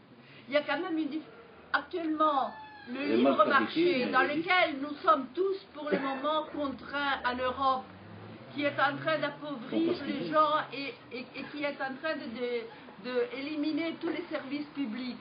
Cette idée de libre marché-là, c'est une idée de droite ou de gauche? C'est une idée de droite. Vous ne pouvez pas dire que c'est la même chose que s'il n'existe pas. Vous vous situez quelque part. Alors vous ne voulez pas vous situer, mais vous êtes quand même sur cette terre et vous êtes quand même dans un contexte sociopolitique et vous devez à un moment donné faire un choix. Vous ne voulez pas faire un choix, pourquoi? Parce que vous faites un coup à droite, un coup à gauche, un coup à droite, un coup au centre, un coup à gauche, parce que vous devez avoir un électorat de droite et gauche. Vous me rappelez beaucoup la Lega Lombarda à ses débuts. Peut-être antiraciste, mais j'aimerais bien avoir la réponse que vous donnez à Frédéric aussi pour savoir si vous êtes antiraciste ou ça. Ça, j'aimerais bien. Alors, vous ne voulez pas faire des alliances avec personne? Ok, à la limite, je suis d'accord. Mais je voudrais poser la question, est-ce que vous souhaitez faire des alliances? Alors, est-ce que vous pouvez faire des alliances? Est-ce que votre chef charismatique vous donne la possibilité de faire des alliances? Pas sur base de partis politiques, mais sur base d'une thématique qui pourrait être commune. Et alors, j'aimerais bien alors qu'on fasse, ne fût-ce qu'en Belgique, une alliance entre le mouvement des Cinque Stelle, celle et les communistes sur la campagne contre les F-35. Ça se fait déjà. Non, mais je vous pose la question. Les F-35. Voilà. Ça, c'est un point très précis dans lequel il y a moyen, je crois, de faire des alliances. Et une fois qu'on commence sur les terrains à faire de l'alliance sur une chose, sur l'autre, dans une sphère que, pour moi, c'est une sphère de gauche. Excusez-moi, je suis encore une vieille... Peut-être qu'à ce moment-là, après quelques années, on comprendra si vous êtes de gauche, de droite ou du centre. Si c'est important pour vous de nous donner... Non, c'est pas important pour moi. C'est important pour les gens qui, pour le moment, crèvent de faim. Donc, c'est pas l'étiquette qui leur donnera. Mais c'est pas l'étiquette. C'est pour ça que je vous pose la pratique. Voilà, je parle pas d'étiquette, moi je parle de pratique. La théorie et la pratique. Si vous refusez déjà l'idée qu'un citoyen ne doit pas être idéologique, parce que vous parlez d'un simple citoyen, pourquoi est-ce que les citoyens ne peuvent pas avoir des idées politiques et ne peuvent pas avoir une idée idéologique? Je n'ai pas dit ça. Je n'ai pas dit qu'il ne doit pas avoir des idées politiques. Ah, vous ne voulez pas qu'ils aient ni d'idées de droite ni d'idées de gauche? Ah, si, mais moi je dis si.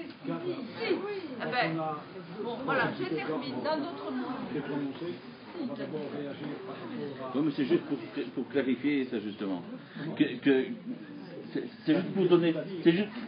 Non, parce qu'il y a justement il y a des problèmes, des incompréhensions qui viennent du fait qu'il a l'air de confondre la théorie et la pratique. Alors il dit la gauche et la droite ça ne veut rien dire parce que dans la pratique ça ne veut rien dire. Mais ça ne veut pas dire qu'en théorie ça ne veut pas dire quelque chose. C'est ça le problème. Ils ne le pratiquent pas, ils ne font pas. Ils disent je fais de la gauche, mais ils ne la font pas. Alors tu dis alors ça ne veut rien dire. Mais non, c'est ce qu'ils font qui ne veut rien dire. Mais en théorie ça a un sens. Et c'est ça qu'il faut réinstaurer. Oui, mais on n'a pas besoin de ce qu'on pense, on a besoin de ce qu'on doit faire. Voilà. On a besoin de les pratiques. On va laisser réagir, mais si on peut en maximum 5 minutes, et puis on va prendre un dernier tour, parce que l'heure avance, et puis Ce ne sera pas la dernière fois. C'est intéressant, c'est sympa. Alors, d'abord la première question sur la présence des femmes. Tout à l'heure, je me l'étais noté, j'avais oublié de le dire.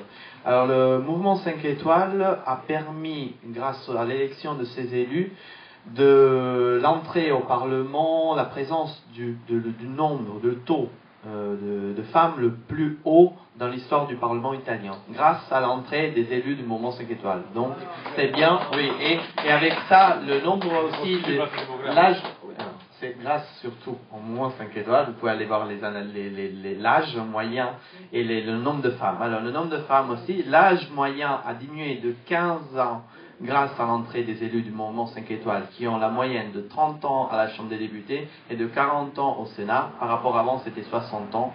Et ensuite, il y a le nombre le plus haut. Oui, pour demander puis ici dans la maison. Et surtout, il y a le nombre le plus haut de personnes qui ont une licence. Il disait, j'entendais tout à l'heure qu'ils ne sont pas compétents. À chaque fois, il nous dit que c'est des incompétents, des personnes qui ne savent pas, qui ne connaissent rien, etc. Et ben, le nombre le plus haut de personnes qui ont une licence ou une maîtrise, c'est les élus du mouvement 5 étoiles. Donc ça prouve bien que tous ces discours ne sont pas justifiés. Pour répondre à la deuxième question du monsieur concernant l'abolition d'Equitalia, alors en fait là ça a dû être simplifié. En fait Equitalia c'est l'agence publique qui collecte les taxes, ça c'est vrai. En fait c'est ces méthodes qui ont été contestées parce que ils ont amené à beaucoup de suicides, parce qu'en fait il n'y a pas de possibilité de recours, ils saisissent les maisons, ils saisissent tout, et les gens qui n'ont pas les moyens, ils se voient saisir la maison, ils n'ont pas de recours, on ne peut pas faire recours en juge. C'est un peu comme la situation qu'il y a eu en Espagne, j'ai lu dernièrement, il y a une décision de la Cour de justice européenne qui a dit que la loi espagnole était contraire au droit européen, justement parce qu'il ne permettait pas de recours. C'est un peu la même chose pour l'Italie, c'est pour ça qu'on décide de supprimer ça, mais ça ne veut pas dire qu'on n'aura plus d'agence publique, il y en aura une autre, qui aura d'autres méthodes plus équitables, qui permettent à ceux qui n'ont pas les moyens de pouvoir faire recours et de pouvoir pas se voir saisir leur maison alors qu'ils n'ont juste pas payé une amende ou voilà, quelque chose comme ça. C'est marqué abolition. Hein. Voilà, oui, c'est l'abolition de cette agence-là. En fait. C'est, voilà. Réforme alors. Voilà, oui, j'aurais dû me reformuler. Ah ouais, c'est ça. Hein. Pardon? Oui, non, mais là, mais en Italie, si on dit abolition et dit Equitalia, on comprend. C'est vrai que dans la traduction, on aurait dû mieux. Voilà. Non, mais le monsieur, il avait les deux. Non, mais je confirme. Je confirme. Ok, merci. Concernant le social et les retraites, la position du mouvement, c'est toujours dans une situation plus équitable. Il y a des retraites en Italie qui sont énormes, elles sont très très... il y a des retraites, on les appelle les retraites d'or. Non seulement les politiques, il suffit qu'ils fassent 3 ans au Parlement et ils ont une retraite à vie, pour toute la vie, de 7-8 000 euros, mais aussi pour les grands dirigeants. Donc nous, on veut qu'elle soit baissée à un niveau normal pour que cette extra puisse permettre d'augmenter les autres retraites minimales qu'en Italie ne permettent pas aux personnes de faible revenu de pouvoir arriver à la fin du mois. Concernant les associations et les comités, on n'est pas du tout contre ces représentations. Au contraire, on a fait des batailles avec eux, juste notamment avec le comité pour l'eau publique, l'association contre le nucléaire, dont la Notave contre la ligne à haute vitesse dont on parlait tout à l'heure. Donc on est pour les associations, pour les comités de citoyens, pour les associations de citoyens. C'est les partis politiques qu'on refuse parce qu'ils ont dégénéré et ils nous ont emmenés dans cet état actuel en Italie. Il y a quand même un souci et une critique des syndicats, je pense. Hein. Il y a eu une critique des syndicats, pas dans les syndicats en tant que syndicats théoriques, comme on peut parler entre théorie et pratique, mais des syndicats actuels italiens qui ne défendent pas le travailleur, malheureusement. Et donc, évidemment, comme si quelque chose ne marche pas, je pense qu'on a le droit de critiquer, même si c'est un syndicat. Si le syndicat ne fait pas bien son travail, je pense que... Un peu plus compliqué, quand même. C'est un peu plus compliqué. J'ai pas beaucoup de temps, mais je peux approfondir si vous voulez. Ils ne défendent pas les travailleurs. Ah oui, c'est pour résumer, mais c'est vrai. Si la CGIL... C'est vrai que c'est un sujet, on ne pourra pas l'approfondir, parce que sinon on n'aura pas... Mais si les personnes intéressées peuvent aller chercher sur Internet et voir qu'est-ce qu'ils font les syndicats italiens pour les travailleurs en Italie, notamment avec la Fiat, Marchionne, etc. Concernant l'immigration, il y a eu toute une polémique parce que Grillo avait fait une déclaration sur le droit du sang et le droit du sol. Je pense que chacun a le droit d'avoir une position sur ça. Ça ne veut pas dire qu'on est raciste, parce qu'il y a des pays où il y a le droit du sol, d'autres pays où il y a le droit du sang. Ça dépend aussi de l'histoire de ce pays. Il y a des pays d'immigration et des pays d'immigration. C'est forcément plus facile, c'est forcément mieux pour les pays d'immigration, comme les États-Unis par exemple, d'avoir le droit du sol, parce qu'ils doivent se peupler. Alors que l'Italie étant un pays d'immigration, où il y a des Italiens de partout, on a le droit du sang. Donc les gens qui, pour pas perdre la diaspora italienne, pour faire qu'ils restent italiens. C'est ça la raison historique. Donc, on n'est pas contre l'immigration en tant que telle, il faut juste la gérer et faire de façon à que, si on a des ressources, on ne peut pas non plus dire qu'il ne faut pas non plus être déraisonné, donc il faut faire avec ce qu'on a, il faut faire avec les moyens du bord, comme on dit. Si on a des ressources, il faut calculer ces ressources et voir ce qu'on peut accueillir, et voilà, mais on n'est pas du tout raciste, on nous a dit qu'on est antisémite, on nous accuse de tout. Mais après, je pense que ceux qui veulent s'informer, ils peuvent aller chercher et se renseigner plus approfondément, voir ce qui est vrai, ce qui a été dessiné autour, et faire la part des choses. Concernant l'idéologie, la dernière question, je comprends que pour certains ça puisse être difficile de habituer à certains schémas de la politique depuis tout petit. C'est vrai que c'est notre idée révolutionnaire et novatrice et tout ça, et je n'exige pas que tout le monde comprenne ou puisse s'adapter tout de suite. Mais on n'est pas contre les alliances, je le souligne encore une fois. Sur les F-35, les avions de chasse, on est contre, on a toujours dit, on a fait même une proposition au Parlement. Qui est d'accord avec nous, ça sera cette alliance-là, bien sûr, mais c'est ce que je disais tout à l'heure, c'est au cas par cas. On fait des alliances au cas par cas sur les sujets qui nous touchent, comme le retrait des soldats en Afghanistan, comme le revenu de citoyenneté, comme la loi anticorruption, la loi sur le conflit d'intérêts. Tous ceux qui veulent voter cela seront alliés avec nous sur ces propositions. On n'est pas contre ça, je ne comprends pas, je ne sais pas si je m'explique pas bien. Ou... Voilà, donc voilà, merci.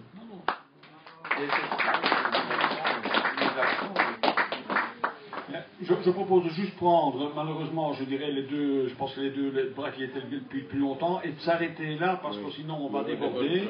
Et surtout, je voudrais donner l'occasion à chacun de donner en 2 minutes un mot de conclusion. Pour la question, parce qu'il y a une petite, sur la question de la gauche, je crois qu'il y a là un autre risque qu'on est en train de courir. Je vois que l'animosité entre les militants de gauche, comme vous êtes, et Cinque Stelle est en train de s'accroître en Italie, et ça, c'est une chose qui me préoccupe beaucoup. Je suis très préoccupé de ça, parce que je le vois sur les médias sociaux. J'ai vu des insultes, par exemple, contre Lombardi, qui est la chef de groupe parlementaire à la Chambre, et qui effectivement est très irritante, je dois dire. Il faut... mais il dit des choses... Elle dit ce qu'elle pense. Oui, elle dit ce qu'elle pense, mais parfois ce qu'elle pense n'est pas basé sur une connaissance des choses. Comme par exemple, le président de la République, ce n'est pas écrit nulle part qu'il doit avoir 50 ans. Ah non, ça c'est encore... de la Constitution. C'est pas vrai. Si vous entendez l'interview intégrale, vous verrez qu'elle dit que... Mais en fait, il lui pose la question, mais pourquoi le président de la République, il doit avoir 80 ans? Elle dit, c'est pas... Pourquoi il est obligé d'avoir 80 ans? C'était à sa question-là. Et ils ont encore pris 30 secondes de l'interview et instrumentalisé ça en disant elle ne sait pas que le président de la République doit avoir au moins 50 ans. Ça, ils le font tous les jours, mais il faut être de bonne foi. D'accord, je vais contrôler ça, mais je crois que tout le monde, sauf peut-être les militants de Cinque Stelle, s'accorde pour dire qu'elle est très irritante. Son attitude est très irritante. Mais de toute façon, ce n'est pas ça que je voulais dire. Je voulais dire, comme par exemple, quand elle a dit à Bersani que c'est nous la société civile. Je veux dire, tu es un élu, tu peux pas dire que tu es la société civile. La société civile, par définition, n'est pas les élus. C'est un peu présomptueux de dire ça. Mais ce que je voulais dire, je tiens vraiment à dire ça. Je crois que c'est préoccupant, c'est très préoccupant de voir cette animosité qui s'accroît, parce que l'attitude du mouvement Cinque Stelle est en train d'éloigner la sympathie instinctive qu'il y avait dans les gens de gauche vers ce mouvement en Italie. Et ça, c'est de jour en plus, de plus en plus. C'est vraiment quelque chose qui me préoccupe parce que, à la fin, si ça continue comme ça peut dégénérer dans une situation dans laquelle, finalement, il n'y aura plus la possibilité, justement, de voter des lois ensemble et de faire des choses pour changer l'Italie. Et je crois que votre intervention est vraiment symptomatique de ça. D'une hésitation peut-être parfois exagérée, parce qu'il faut effectivement être indulgent pour un mouvement qui vient de naître et qui a besoin peut-être aussi de se roder un peu avant d'apprendre même à parler en politique avec les possibles alliés. Donc ça, c'est une chose qu'il faut. Il faut beaucoup de patience, et il faut être indulgent, nourrir cet espoir, ça c'est vrai. Mais cette irritation est préoccupante. Et j'espère que le mouvement Cinque Stelle va comprendre qu'il faut un peu peut-être calmer une certaine agressivité pour éviter ça. Oui, donc moi je voulais savoir les liens entre le mouvement et Dario Fo en fait. C'est un peu grâce à lui, parce que j'ai lu à un moment donné qu'il y avait des liens entre Dario Fo et le mouvement Cinque Stelle, parce que j'avais vu aussi dans la description qu'on avait de Beppe Grillo, un bouffon populiste. C'est la seule info que j'ai eue pendant pratiquement 3 semaines, 1 mois, avant que je vois arriver le nom de Dario Fo, et que je me suis dit, ça vaut quand même la peine de creuser un peu plus loin, et j'ai trouvé des articles qui en disaient un peu plus. Et là, excuse-moi, je prends l'occasion, jeudi soir, il y a sur France 2, à 20h45, un envoyé spécial. Tu peux, pas le premier thème qui vont affronter, mais le deuxième, je crois, c'est sur la naissance du mouvement 5 étoiles, et sur qui est Beppe Grillo. Si tu veux regarder jeudi soir, il passe la télé sur France 2. Moi, je voulais réagir par rapport à ce que madame la journaliste, vous avez dit tout à l'heure, qu'il n'y a pas de mouvement de gauche. Moi, j'ai vraiment l'impression qu'il y a une flopée de gens qui veulent reconstruire la gauche. Mais oui. Parce que, par exemple, moi, je vais prendre plusieurs exemples. Moi, j'ai été à la semaine sociale du MOC. Je vous assure que la déclaration de Thierry Jacques, c'était la gauche, quoi. Et alors, je peux voir sur Facebook une flopée d'événements, reconstruisons l'Europe ensemble, l'Altersomif qui est sur le site de l'attaque. Par exemple, il y a encore un truc, le samedi 26, il y a encore un truc où. Mais le problème, c'est chaque fois, on exclut les autres, quoi.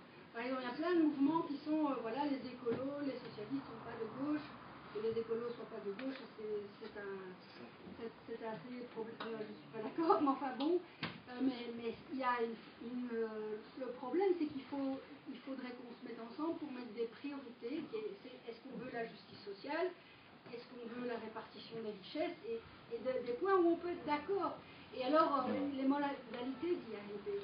Et c'est ce manque-là qui est aujourd'hui, et par exemple il y avait encore dimanche un truc avec Gauche Unie, le parti communiste, je ne sais pas, c'est avoir la synthèse de toutes ces réunions et voir qu'est-ce qu'ils racontent et comment on peut mettre les points principaux. Et si ce travail était fait, il y aurait des choses qui avanceraient.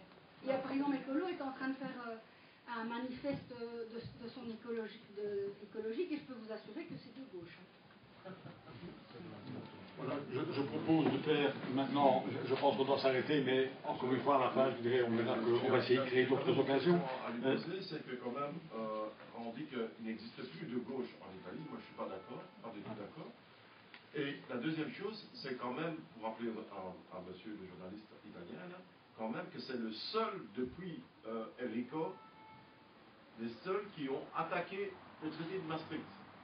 Alors il faudrait essayer de comprendre pourquoi ce sont les seuls qui ont attaqué le traité de Maastricht. En Italie. Il parle d'Enrico Berlinguer. Donc depuis Berlinguer, qui, en fait, a démarré la gauche en Italie et pas démarré. C'est l'enchaîne, évidemment. Mais depuis lors, il n'y a personne qui a attaqué la position européenne financière. Personne en Italie, sauf maintenant le mouvement 5 étoiles. Je suis d'accord avec vous. Je suis d'accord avec vous. Pas un seul parti. Ok, maintenant je propose de faire un dernier tour de table, chacun en 2 minutes, en commençant par Hugues, pour donner son impression sur le débat qu'on a eu, et un petit peu chacun, je dirais, comment vous voyez la suite des événements en Italie, par rapport à la situation politique, et avec un œil, je dirais, un accent sur le positionnement des espoirs ou pas que peut apporter le mouvement 5 étoiles dans la suite des événements. Caro compagno, si posso? Nous qui sommes sur les vieux schémas idéologiques et qui n'avons pas encore saisi toute la portée révolutionnaire du mouvement 5 Stelle, je voudrais dire une chose par rapport à cette question de l'idéologie, c'est qu'on a vu souvent, trop souvent, des partis de gauche, des gouvernements de gauche faire des politiques de droite. Nous n'avons jamais vu un parti de droite et un gouvernement de droite faire une politique de gauche. Ça signifie quand même qu'il y a là une petite différence idéologique qui continue à régir notre monde. Et que ça, il ne faut pas le perdre de vue. L'autre chose, et je serai très court, moi, je le prends, j'ai été très critique, je le suis depuis le début, et en même temps, je le dis, je ne veux fermer aucune porte, et je pense que vous avez un rôle à jouer, en tout cas, il faut dialoguer. Moi, mon souci, et en même temps ma crainte, je pense, et je crois, sans vouloir faire de la tactique ou de la stratégie politique, je suis pour la politique. Hein. Je veux dire, je suis pour la politique, c'est un beau mot. La politique, c'est quelque chose d'exceptionnel. C'est comment un individu prend le sort de l'ensemble en main en se réalisant aussi. Donc ne crachons pas sur la politique, c'est quelque chose d'essentiel. Mais moi donc, si vous voulez, pour parler du futur, l'enjeu essentiel pour moi, c'est comment le mouvement 5 Stelle sera face au discours de 2 personnes, de Casaleggio et de Grillo, sur un certain nombre de points qui me posent de vrais problèmes de fond, qu'il s'agisse de questionnements sur la fraude fiscale, l'État, l'immigration, ou sur les corps intermédiaires et notamment les syndicats. Si le mouvement 5 Stelle, puisqu'il n'y a pas de gourou, qu'il n'y a pas de leader, peut prendre son autonomie là-dessus et développer une pensée qui sera celui des élus en réponse à leur électorat, et en tout cas, je l'espère, à l'électorat de gauche, alors là, des choses sont tout à fait ouvertes et possibles demain. Je peux dire la dernière chose. Vous savez mieux que moi que Beppe Grillo, avant de fonder le mouvement 5 étoiles, il était parti rencontrer dans le siège central du PD les dirigeants. Et il avait dit, respectez 3-4 conditions, faites sortir certains éléments de votre parti, et Beppe Grillo, il serait peut-être même pas en politique aujourd'hui. Vous ne l'avez pas accepté. Eux, ils ne l'ont pas accepté. Voilà, je ne vais pas dire vous faites votre métier. Voilà. Il ne faut pas oublier ça. Beppe Grillo vient de là. À part qu'il ça faisait des décennies qu'il avait son avis, sa manière de voir les choses sur le système politique depuis 1980, comme ça. Voilà, c'est tout.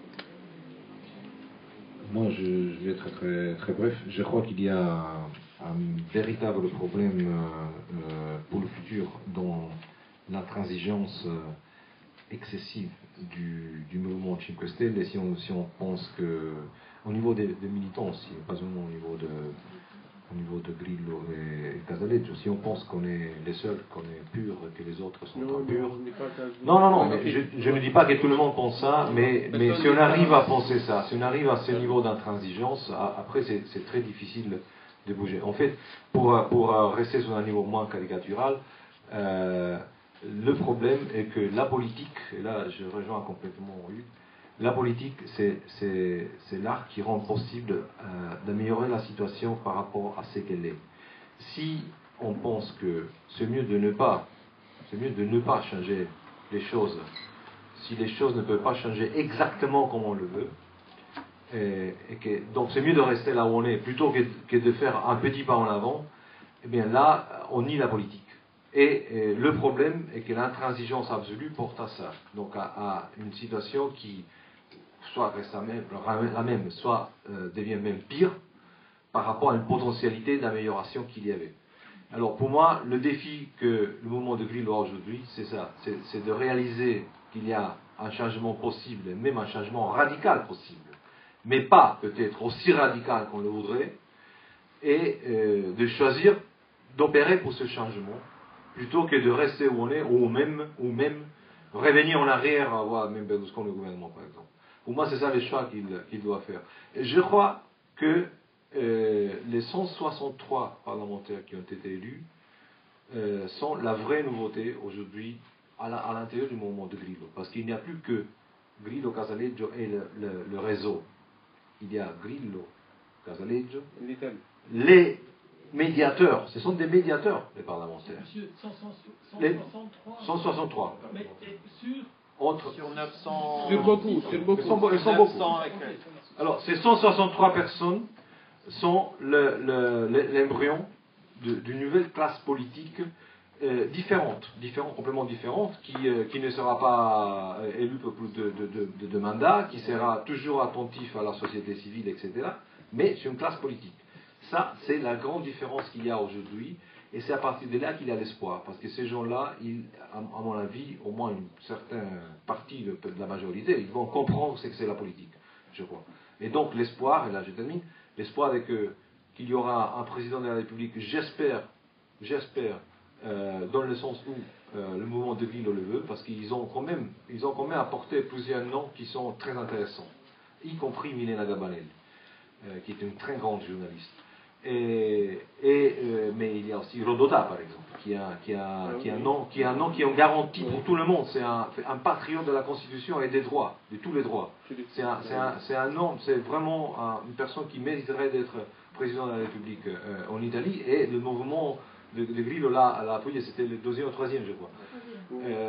Et donc j'espère que le président de la République, ce ne sera pas le fruit d'un inciucio, comme on dit en italien, c'est-à-dire un compromis un peu sale entre les deux partis, mais que ça sera justement un homme voulu et soutenu aussi par le mouvement 5 Stelle, et qu'à partir de là, tu as dit à partir de là, qu'à partir de là, on puisse effectivement former un gouvernement qui soit capable de changer la situation en Italie avec la participation du mouvement 5 Stelle, mais qui ne peut qu'être un gouvernement avec la participation aussi de la gauche et sans Berlusconi. Ça doit être clair. Pour voter les lois que Berlusconi n'aurait jamais votées. Merci. Juste, il y avait une question à laquelle je devais répondre avant du public. Concernant Dario Fo, en fait, il a toujours été très proche de Beppe Grillo, et il était aussi beaucoup de fois sur le blog de Grillo. Ses interventions ont été publiées sur le blog de Grillo.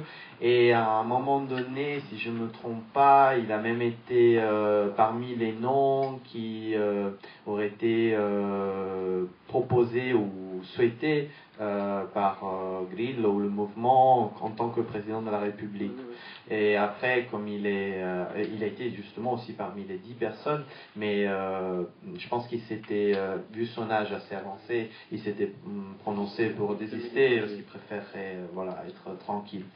Donc voilà, ces liens sont très forts. Et Nanni Moretti Nanni Moretti, si je ne me trompe pas, mais je ne voudrais pas me tromper, mais je pense que le jour avant les élections, la personne qui était pour la gauche et qui justement critiquait la gauche, le Parti démocrate, il y a une dizaine d'années avec les mouvements des Girotondi, si je ne me trompe pas, j'ai lu que le dernier jour avant les élections, il allait participer à une manifestation du Parti démocrate, donc celui qu'il critiquait. Contre la pauvreté.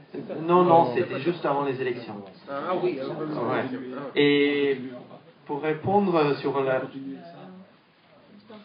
On pourrait continuer ce débat-là et ces questions, je dirais, c'est pas terminé, ça continue.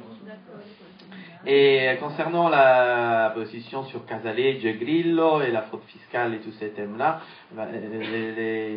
les élus sont en train de le montrer déjà au Parlement, ils votent eux-mêmes, ils décident les choix politiques. C'est pas Grillo qui dit vous devez faire ça et ils le font. Ils votent comme ils ont fait notamment quand ils ont dû choisir le président du Sénat, ils ont voté et ils ont choisi. Le président de l'Assemblée nationale, ils ont voté et ils choisissent. C'est eux qui choisissent. Et c'est avec la base, parce que le but c'est qu'ils interrogent la base à travers Internet, et comme on a fait avec le président de la République, nous disons ce qui est notre candidat et eux ils votent. Parce que nous considérons les élus comme des porte-paroles, comme des employés en fait. Nous sommes leurs patrons et eux ils sont nos employés. Et ils sont nos représentants. Donc ils nous représentent et on a dit quel est notre candidat à la présidence de la République et eux ils vont voter ce que nous on a choisi. C'est le maximum de la démocratie. Donc pour revenir à la question de l'intransigeance, je ne pense pas que ça soit de l'intransigeance. Vouloir nos points de programme, c'est de la cohérence. On ne va pas négocier nos points contre autre chose. On n'est pas obligé, personne ne nous met le couteau à la gorge. Si on n'est pas d'accord avec un gouvernement avec lequel on doit accepter des choses qui sont contraires à nos points, on ne va jamais accepter de faire un gouvernement avec eux. C'est pas de la transigence. C'est mieux d'avoir 6 points plutôt que 10. Mais pourquoi ou rien. Toujours c'est le moins pire. Mais pourquoi? Ils peuvent les faire les 6 points s'ils veulent. Ils ne sont pas obligés que nous soyons au gouvernement avec eux. S'ils sont vraiment d'accord avec ces points, eh ben qu'ils le fassent. Nous on les votera. Mais on n'est pas obligé d'être dans un gouvernement qui après va voter aussi d'autres choses qui ne sont pas, avec lesquels nous on n'est pas d'accord. Il y a des votes de desconfiance. Vous pouvez voter contre la confiance. La confiance, on ne va pas la donner justement parce qu'on ne va pas voter à l'aveugle, on ne va pas donner confiance à quelqu'un si après 2 jours ils vont voter une chose pour laquelle on n'est pas d'accord et on va devoir voter contre. Ça serait un paradoxe. Mais tu dois partager le pouvoir avec d'autres qui ne sont pas d'accord avec toi. On n'est pas obligé. La discussion, on voit bien qu'il y a des positionnements différents dans la stratégie. C'est normal. C'est normal. Voilà. Donc alors, pour terminer, moi je ne vais pas répéter ces conclusions que je trouve excellentes. Juste quand même sur le sujet, je dirais, un petit peu des choses qui se passent en Europe, un petit peu qui touchent cette thématique-là. Bon, dans la situation, si on prend la situation dans le sud de l'Europe, où la situation particulièrement compliquée, je ne parle même pas de l'Est aujourd'hui, mais parlons seulement du Sud. Bon, en Grèce, la situation très critique a donné lieu au moment des élections à des bouleversements très importants, un effondrement de la gauche, un parti Syriza qui est monté très fort, mais aussi en même temps des partis d'extrême droite, tendance, plus que de tendance, fascistes ou néo-nazis, qui sont montés très fort. C'est une manière, je dirais, dont la population, de manière rationnelle ou moins rationnelle suivant les pays, s'exprime, mais aussi dans d'autres pays, si on prend le cas du Portugal, on voit quand même, pour revenir un petit peu sur peut-être une remarque que Hugues avait fait au début sur les vidés, je ne dis pas le mot, je ne sais pas si vous connaissez, voilà,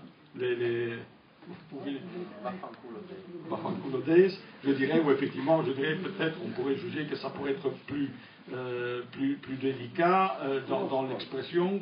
Mais je dirais, je pense aussi qu'à un certain point de difficulté, et je pense au Portugal, s'exprime aujourd'hui à peu près dans les mêmes termes, et là aussi je ne vais pas donner les mots, mais vis-à-vis de la Troïka, c'est exactement le vocabulaire qui se situe au même niveau. Ce sont les mouvements qui aujourd'hui au Portugal peuvent mobiliser massivement la population. Très mérité par la Troïka. Voilà. Alors, c'est peut-être, certains le verront naturellement encore peut-être comme du populisme, mais on peut le voir comme une expression populaire, peut-être relativement saine par rapport à la situation actuelle. Et enfin, en Espagne aussi, il y a, vous connaissez le mouvement des indignés, le mouvement 15e, les débats, et effectivement, il y a une certaine culture qui ressemble à celle qui s'exprime dans le mouvement Cinque Stelle, une culture du débat, des outils, Internet, etc., qui sont assez proches, et depuis quelques mois, aussi la naissance, mais non, très peu d'informations, très peu de choses encore à trouver sur peut-être un mouvement qui s'appelle le Parti X, qui auraient un petit peu les mêmes ou certaines pratiques qui sont similaires. Donc je pense que ces mouvements-là, d'abord, répondent à un besoin manifeste, je dirais, d'éthique dans la classe politique, ça semble manifeste, sont aussi en partie une réponse, une réaction à l'attitude ou le manque de présence ou l'absence, je ne sais pas comment il faut l'appeler, des partis traditionnellement de gauche. Il y a un vide manifestement politique. D'un autre côté, les réactions ne se manifestent pas toujours, mais ça on le voit en Espagne, on le voit en Italie ici, sous cette expression-ci, sous le terme gauche-droite. Et alors ça m'a fort choqué aussi au départ d'entendre dire on n'est ni de gauche ni de droite. Quand je l'avais entendu personnellement la première fois, disons de la part des indignés, ça me choquait de la même manière. Aujourd'hui, je peux le comprendre un peu autrement en disant que quand on voit, je dirais, ce qui se passe dans le spectre politique des élections, des partis traditionnels, effectivement, si on a un recul, on peut finir par avoir un rejet de la représentation telle qu'elle s'exprime traditionnellement, on peut souhaiter ne plus s'exprimer dans les termes gauche et droite. Je le vois un peu comme ça aussi. Ça ne veut pas nécessairement dire, et ça ne prouve pas non plus dans l'autre sens, que les mouvements qui s'expriment n'aient pas une tendance naturellement à des valeurs de gauche. Mais comme ça a été souligné aussi, ça ne veut pas démontrer le contraire non plus. Mais je pense qu'il faut être attentif, peut-être, ça c'est une expérience personnelle, je vous la livre, que ni gauche ni droite, j'ai eu de très fortes réactions, je la comprends un tout petit peu plus maintenant. En tous les cas, le débat qui a eu lieu aujourd'hui, je pense, et ça je reprendrai l'idée de Lorenzo, c'est que il y a un espoir certainement, je dirais, qui est né avec ces mouvements. Il y a en même temps une responsabilité. Alors, on n'a certainement pas de conseils à donner. Nous, on va suivre ça. Et si on peut peut-être apporter une petite pierre à tout ce qui est de positif dans le mouvement, on va certainement essayer de les faire. Mais c'est vrai qu'il y a une responsabilité et que la situation n'est pas simple. Moi, j'aurais tendance à dire, on vous souhaite la meilleure route possible et tirer tous les beaux côtés de votre mouvement, mais en essayant peut-être progressivement aussi de clarifier ce qui doit certainement l'être également. Moi, je vous remercie toutes et tous d'être venus si nombreux, d'être restés si tard aujourd'hui, en vous rappelant aussi que, bon, d'abord, il y a, j'espère qu'il reste encore quelques exemplaires de cette excellente revue, qui permet de creuser le sujet, en tout cas avec l'œil de la Belgique, qui est certainement intéressant aussi. Si vous avez appris l'existence de cette soirée un petit peu par hasard, mais que vous voulez assister encore à des soirées comme celle-ci, n'oubliez pas de laisser votre nom et votre mail sur la porte, sur la table de sortie. Il y a aussi une petite brochure qui présente les activités d'attaque, si vous voulez en savoir un tout petit peu plus. Fred, tu voulais dire quelque chose? Oui, on a une formation tous les deuxièmes mardis du mois pour les gens qui ont encore besoin d'être formés. Chez nous, chez Attac, on en a beaucoup besoin, on fait ça chaque mois. Et une soirée comme celle-ci tous les troisièmes mardis du mois, plus d'autres activités suivant les circonstances. Donc encore une fois, merci en tous les cas à M. Dambra d'être venu de Paris pour nous éclairer sur la situation, à Hugues et à Lorenzo également.